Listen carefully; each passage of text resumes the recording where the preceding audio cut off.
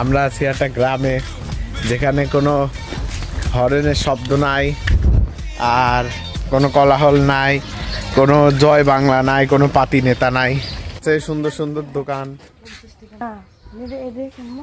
যাহা বলিয়েছে বাকি চাহিয়া লজ্জা দিবেন না। তাহলে আমরা চলে যাই। বড় ভাই সাইকেল চালাবে।